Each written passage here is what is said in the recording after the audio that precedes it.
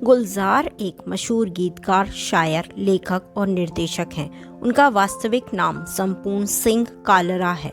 उन्होंने 1963 में आई फिल्म बंदिनी से बतौर गीतकार अपने करियर की शुरुआत की। दिल को छू लेने वाले शब्दों के इस्तेमाल से जज्बातों को सामने रखना ही उनकी ताकत है। उन्होंने कोशिश, परिचय, मौसम, आंधी जैसी फिल्में बनाई। उन्हें पद्म भूषण और साहित्य अकादमी, दादा साहेब फाल्के अवार्ड के अलावा नेशनल फिल्म अवार्ड और एक ग्रैमी अवार्ड से भी नवाजा जा चुका है। गुलजार का जन्म 18 अगस्त 1936 में दीना झेलम जिला, पंजाब, ब्रिटिश भारत, जो कि अब पाकिस्तान में हुआ था। उनके पिता का नाम माखन सिंह कालरा और उनकी माता का नाम सुजान कौर था।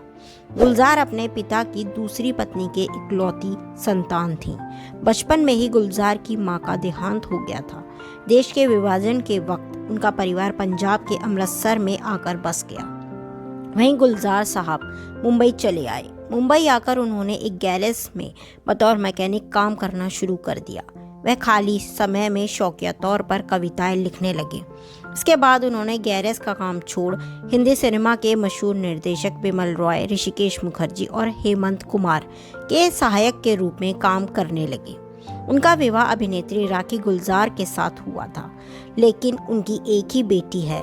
लेकिन उनकी बेटी के जन्म के बाद वे अलग हो गए थे। लेकिन गुलजार साहब ने और राखी ने कभी भी एक दूसरे से तलाक नहीं लिया। उनकी एक बेटी है जिसका नाम मेघना गुलजार है, जो कि एक फिल्म निर्देशक हैं। उन्होंने 1963 में आई फिल्म बंदिनी में बतौर गीतकार अपने करियर की शुरुआत की। फिर 1968 में उन्होंने फिल्म आशीर्वाद का संवाद लेखन किया। इस फिल्म में अशोक कुमार नजर आए थे। इस फिल्म के लिए अशोक कुमार को फिल्म फेयर बेस्ट एक्टर का अवार्ड भी दिया गया। इसके बाद उन्होंने कई बेहतरीन फिल्मों के गानों के बोल लिखे, जिसके लिए उन्हें हमेशा आलोचनाएं झेलनी पड़ी और दर्शकों का प्यार भी उन्हें बहुत मिला। ईयर 2007 में उन्होंने Hollywood film slum dog millionaire का गाना जय हो लिखा। उन्हें इस फिल्म के लिए ग्रैमी अवार्ड से भी नवाजा गया। उन्होंने बतौर निर्देशक भी हिंदी सिनेमा में अपना बहुत योगदान दिया। उन्होंने अपने निर्देशन में कई बेहतरीन फिल्में बनाई, जिन्हें दर्शक आज भी देखना पसंद करते हैं। उन्होंने बड़े पर्दे के अलावा छोटे पर्दे के लिए भी काफ़ी कुछ लिखा है, जिनमें दूरदर्शन का शो जंगल बुक भी शामिल है। 1972 में बनी फिल्म कोशिश में गुलजार के बेहद संवेदनशील नज़रिए वाले निर्देशन में संजीव कुमार और जया भादुड़ी ने एक ऐसे प्रेमी जोड़े का बेहतरीन अभिनय किया जो सुनने और बोलने में असमर्थ था। इसके बाद गुलजार और संजीव कुमार की केमिस्ट्री ऐसी बैठी कि उनकी जोड़ी आंधी, मौसम, अंगूर और नमकीन जैसी फिल्मों में पूरी तरह सफल साबित हुई। गुलजार ने अमजद अली खान और पंडित भीमसेन जोशी पर बनी डॉक्यूमेंट्री का निर्देशन भी किया था। गुलजार मूलतः उर्दू और पंजाबी के कवि हैं, लेकिन बॉलीवुड के कई गानों में उन्होंने उत्तरी भारत की कई भाषाओं का प्रयोग किया है। भारत पाकिस्तान के बीच शांति के लिए दोनों देशों में कई मीडिया समूहों द्वारा चलाए गए पीस कैंपेन, अमन की आशा के लिए नज़र में रहते हो एंथम की रचना की। इसे शंकर महादेवन और राहत फतेह अली खान ने गाया था। अब बात करते हैं गुलजार साहब के विवादों की।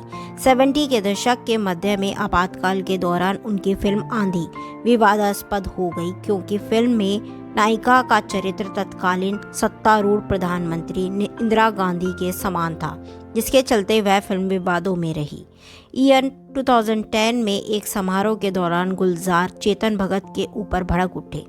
हुआ यूं कि चेतन भगत ने जैसे ही यह कहा कि मुझे गुलजार साहब द्वारा लिखा गया कजरारे गीत बहुत पसंद आया, यह वास्तव में एक अच्छी कविता थी। गुलजार साहब को चेतन भगत का यह अंदाज रास नहीं आया और माइक्रोफोन उठाकर उन्होंने कहा कि चेतन, मुझे खुशी है कि आप जैसे मशहूर लेखक को यह गाना पसंद आया, लेकिन मुझे नहीं लगता कि आप वास्तव में इस कविता को समझ पाए हैं जिसकी आप बात कर रहे हैं। मैं उस गीत की 2 पंक्तियां सुनाऊंगा और आप मुझे उसका अर्थ समझाएंगे। गुलजार ने चेतन भगत, तेरी बातों में कीमाम की खुशबू हो, तेरा आना भी गर्मियों की लू है। यह कहने के बाद चेतन भगत पर एक तीक्ष्ण दृष्टि डाली और कहा, कृपया उन चीज़ों के बारे में बयान न दें जिनका आपको ज्ञान नहीं है, सिर्फ उसी बात पर टिप्पणी करें जिनका आपको ज्ञान है। जब गुलजार यह सब कह रहे थे तब चेतन भगत उनकी ओर देखकर घबरा गए।